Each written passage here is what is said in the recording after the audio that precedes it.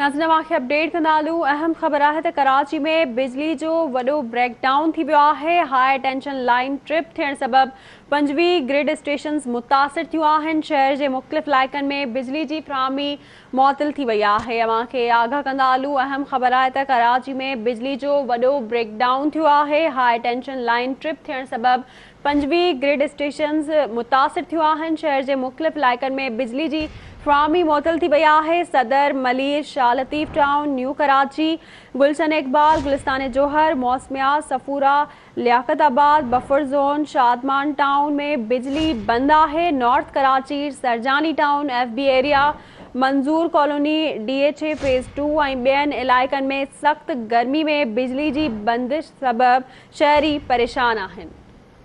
तव्हांखे आगाह कंदालूं। Breaking news आहे त कराची में बिजली जो वॾो ब्रेकडाउन थियो आहे। हाई टेंशन लाइन ट्रिप थियण सबबि 25 ग्रिड स्टेशन्स मुतासिर थियूं आहिनि।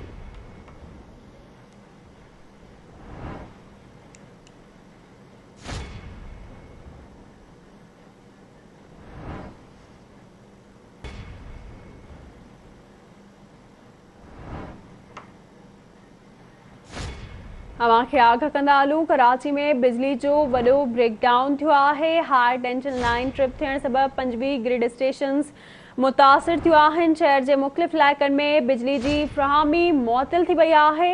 सदर, Malir, Shah Latif town, new Karachi, Gulshan Iqbal, Gulistan Johar, Mausamiyat, Safoora, Liaquatabad, buffer zone, Shadman town में बिजली बंद आहे।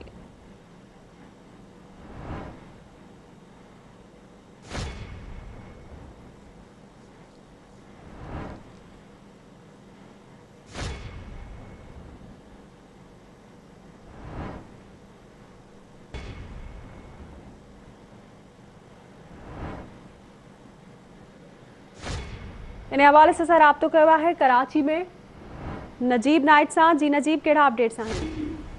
जी बिल्कुल, कराची में मुख़्तलिफ़ इलाइक़नि में ब्रेकडाउन थियो आहे। इलेक्ट्रिक पारां चयो वियो आहे त केतिरनि इलाइक़नि में बिजली जो जेको न हुजणु आहे उनजी शॉर्ट सर्किट जेको आहे मुख़्तलिफ़ इलाइक़नि में जेको मेन जेको जेको आहे उहो जेको आहे लाइट न ऐं केतिरा इलाइक़ा मुतासिर आहिनि। बहाली जो कमु जेको आहे जारी आहे। जेको वक़्त में जेको आहे पैसी तरफ़ हूंदो। केतिरनि इलाइक़नि में लोड शेडिंग सबबि माण्हू सख़्तु परेशान आहिनि। ठीक है नजीब, वरी मेहरबानी तव्हांजी आगाह करण लाइ।